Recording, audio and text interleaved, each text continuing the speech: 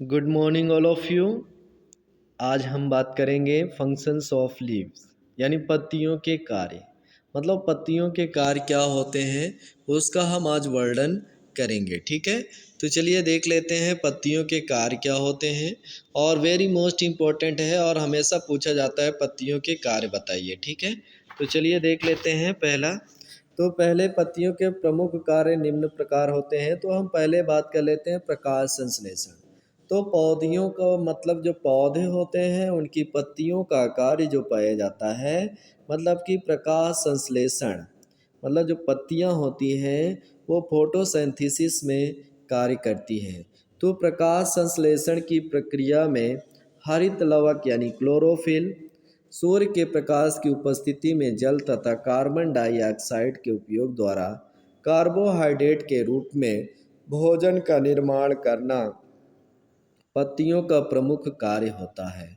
तो मतलब ये प्रकाश संश्लेषण क्रिया करके अपना भोजन स्वयं बनाते हैं और उनको जैविक क्रियाओं के लिए कार्य करते हैं। तो पत्तियों के जो पर्ण मीजोफिल होता है, क्या पाया जाता है? मीजोफिल। ठीक है, तो ये मीजोफिल क्या काम करता है?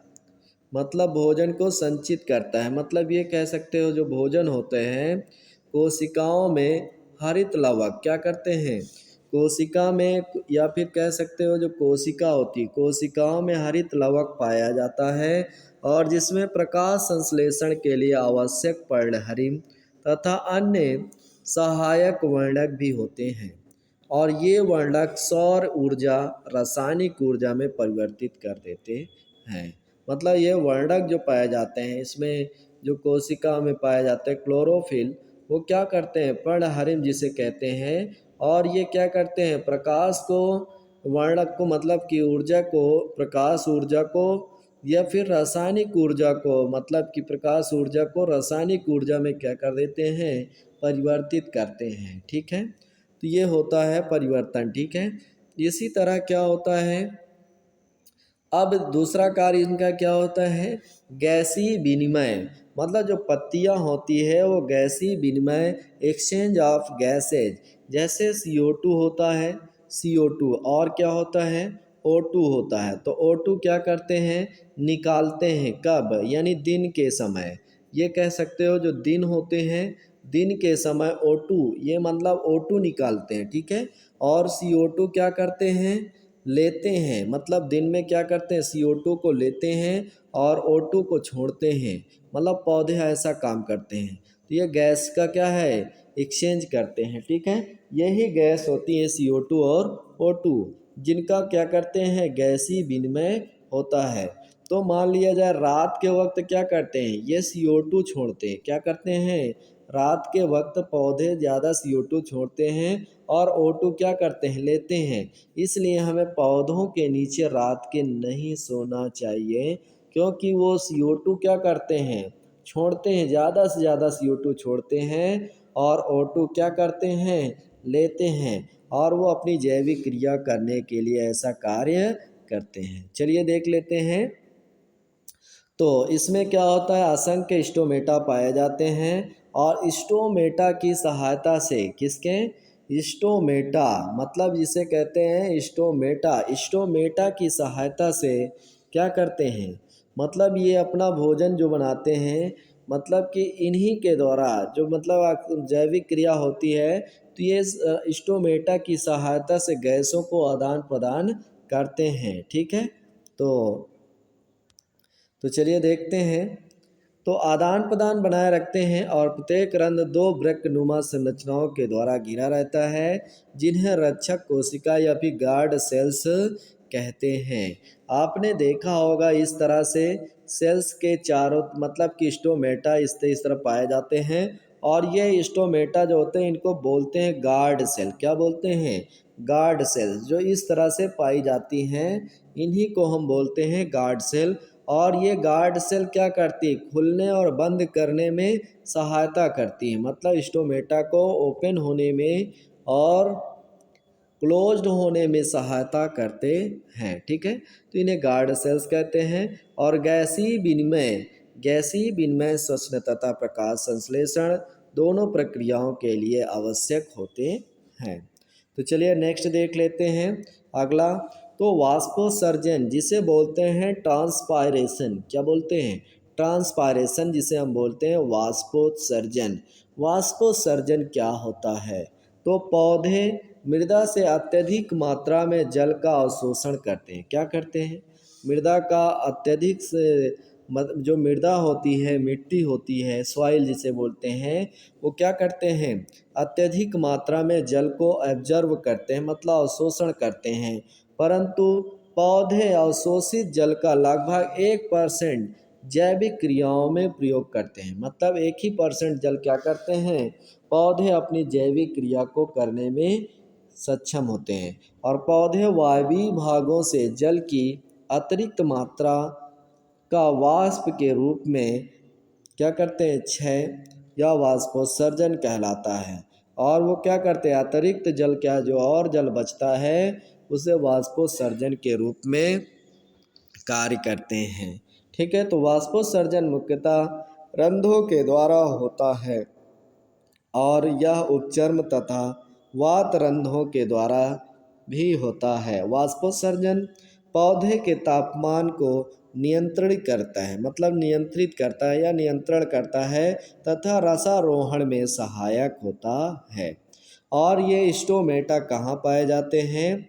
ये स्टोमेटा पत्तियों में पाए जाते हैं। किस में पाए जाते हैं? पत्तियों में। अगर हम देखते हैं तो ये पत्तियां हैं और इन्हीं पत्तियों में क्या होते हैं? इसके निचले सतह में स्टोमेटा धंसे हुए पाए जाते हैं। कभी कभी आपने देखा हो कि जो हरे तने होते हैं, तना यानी पौधे का स्टेम भाग जहाँ हरा होता है, वहाँ भी कुछ मात्रा में स्टोमेटा पाए जाते हैं।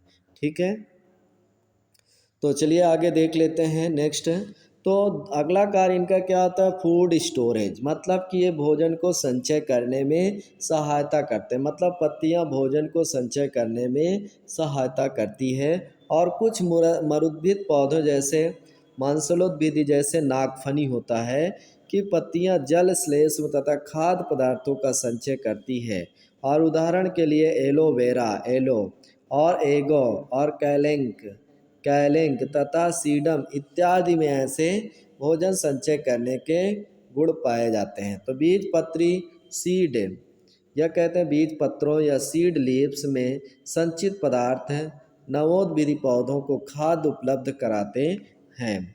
जो सीड होते हैं, मतलब जो बीज पाए जाते हैं, उसमें क्या होता है? भोज्य पदार्थ संचित होता है। और जो तना होता है, तना जैसे आलू, आलू है ना। प्रकंद में देखा जाए तो अदरक है। तो ये सब क्या करते हैं? मतलब स्टोरेज होते हैं, मतलब भोज्य पदार्थ को स्टोर करके रखा जाता है। मूली, गाजर ये सभी स्टोरेज पदार्थ बनाते हैं। ठीक है, पत्तियों के द्वारा। ठीक है, इस तरह से जैसे क्या होता है?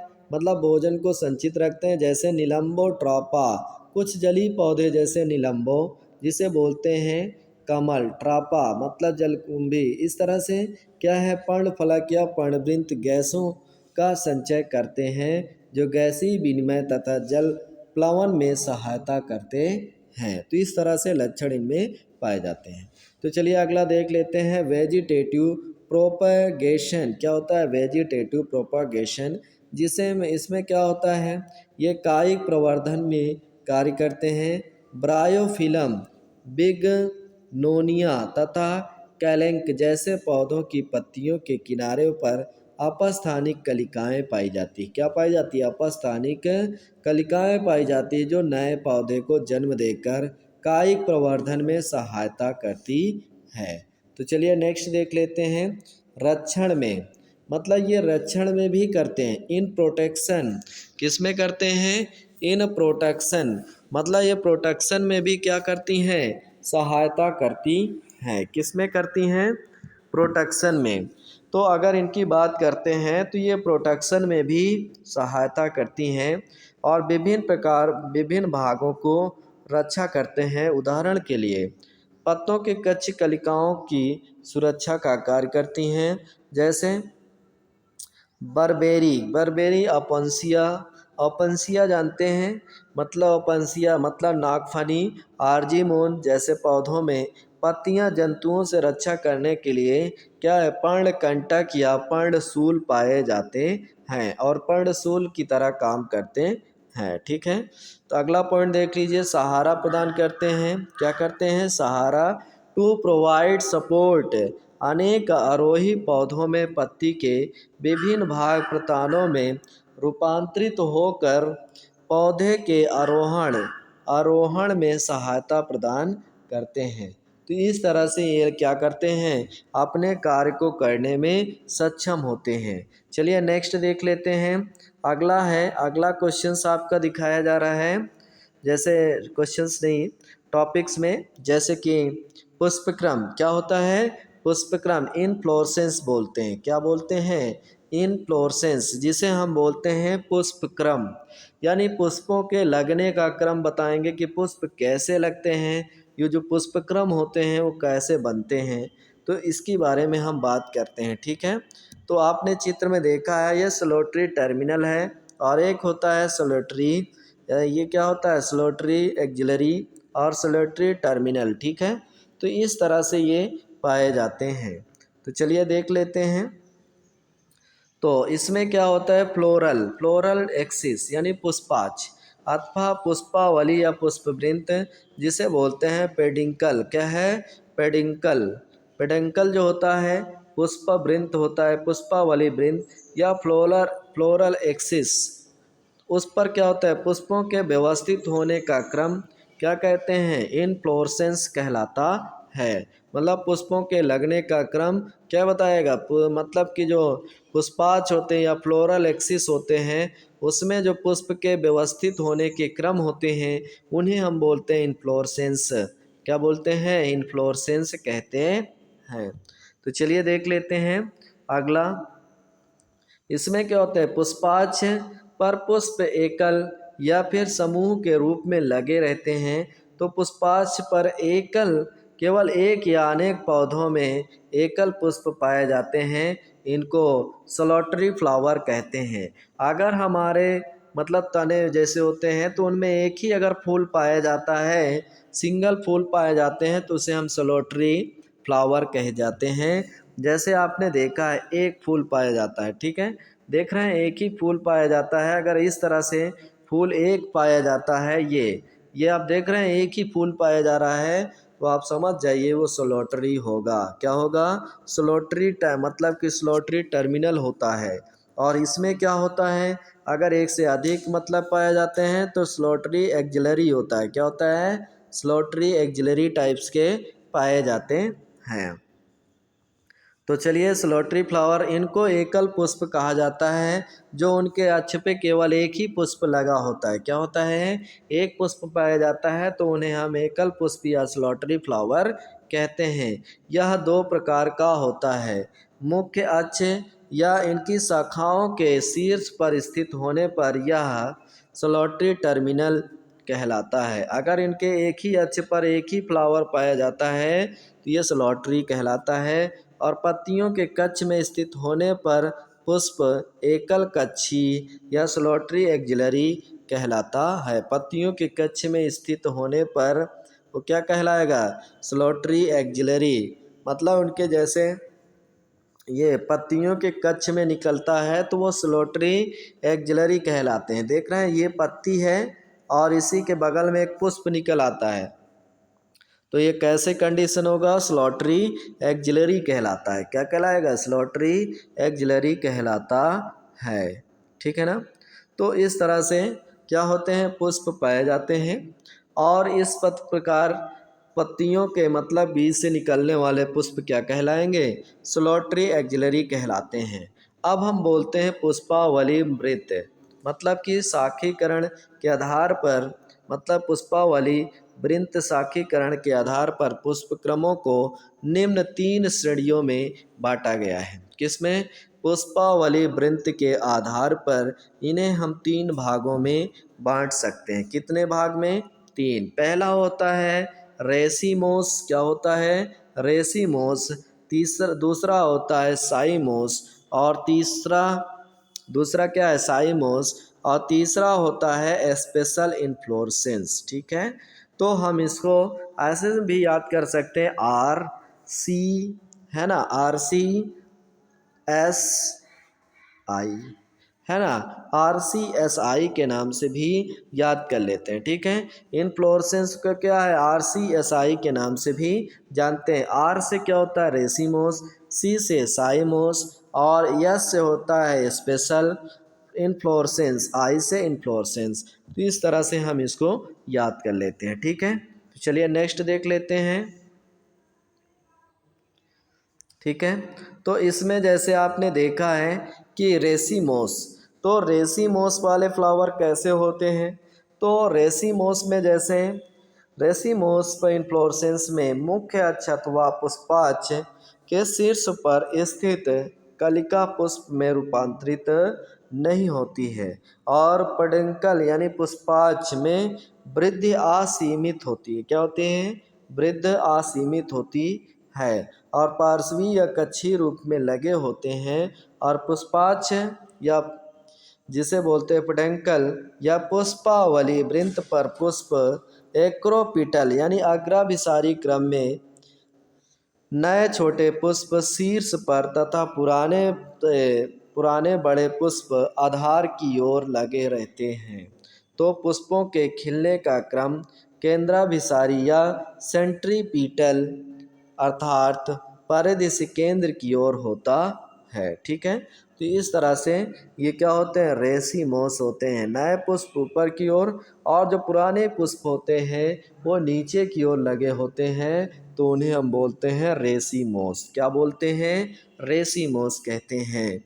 ठीक है, तो चलिए देख लेते हैं पुष्पाक्ष। पुष्पाक्ष अथवा पुष्पावली वृंत में शाखा करणी के आधार पर आसीमासी, क्या आसीमाछी पुष्पक्रम दो प्रकार का होता है। रेसिमोस इन्फ्लोरेसेंस टू टाइप्स के होते हैं। पहला होता है सरल यानी सिंपल रेसिमोस इन्फ्लोरेसेंस, और एक होता है compound compound compound racemose inflorescence. ठीक है, तो चलिए इसमें बात कर लेते हैं। पहले हम बात करते हैं क्या है, सिंपल रेसिमोस इन्फ्लोरेसेंस की। किसकी, सिंपल रेसिमोस इन्फ्लोरेसेंस। इसमें सिंपल रेसिमोस इन्फ्लोरेसेंस में मतलब पेंडिकल क्या होता है, अनब्रांच होता है। क्या होता है, अनब्रांच मतलब कि अशाखित होता है, और यह निम्न प्रकार के होते हैं। पहला क्या होता है, रेसीम, क्या होता है, रेसीम टाइप का आसीमाछ। ठीक है, यह प्रायः आसीमाछी प्रकार का ही होता है। क्या होता है, आसीमाछी मतलब रेसिमोस प्रकार का ही होता है, और मुख्य अक्ष लंबा होता है। कैसा होता है, जो मुख्य अक्ष होता है लंबा होता है, और पुष्प समृद्ध तथा हार्मोफ्रोडाइट यानी उभयलिंगी होते हैं।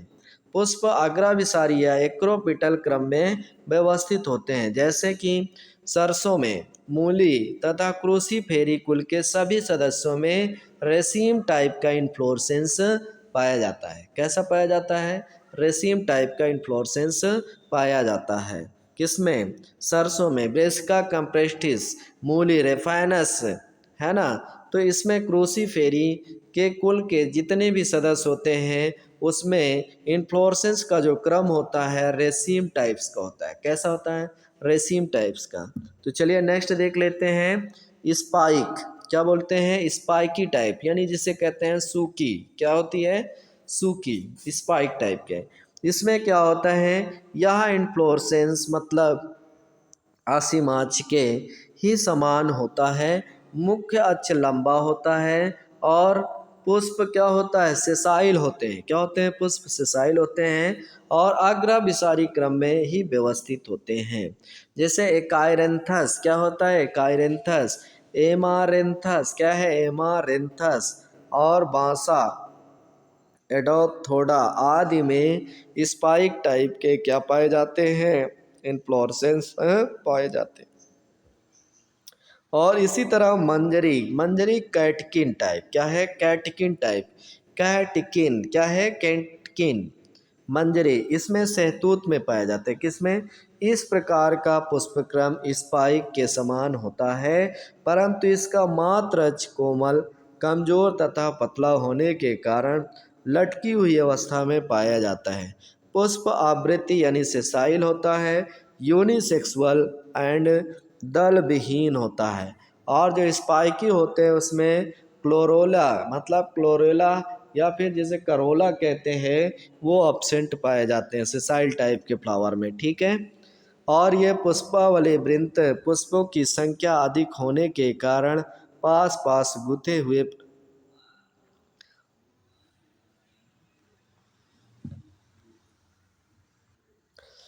तो इसमें कैटकिन टाइप के ये कह सकते हो जो कैटकिन पाए जाते हैं कैटकिन टाइप के। तो इसमें कैटकिन में किस में होता है, स्पाइक टाइप के समान होते हैं और ये केवल सहतूत में पाए जाते हैं। कहाँ पाए जाते हैं, सहतूत में। ये सहतूत जिसे बोलते हैं मोरस एल्बा, सहतूत का वैज्ञानिक नाम क्या होता है, मोरस एल्बा। और ये होता है क्रोटन, क्रोटन जिसे क्रोटन में और पापुलस, पापुलस में भी क्या है पाए जाते हैं। और भोजपत्र आदि इत्यादि भोजपत्र जो कागज होते हैं उनमें भोजपत्र में भी पाया जाता है, ठीक है। तो चलिए नेक्स्ट देख लेते हैं।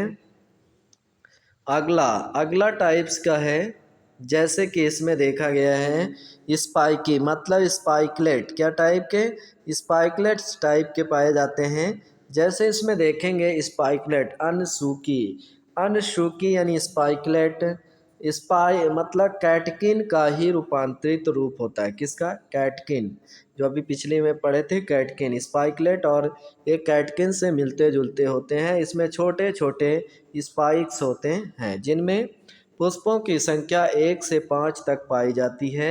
यह आधार पर 3 तुष निमित्रों या फिर ग्लूम्स से घिरे होते हैं।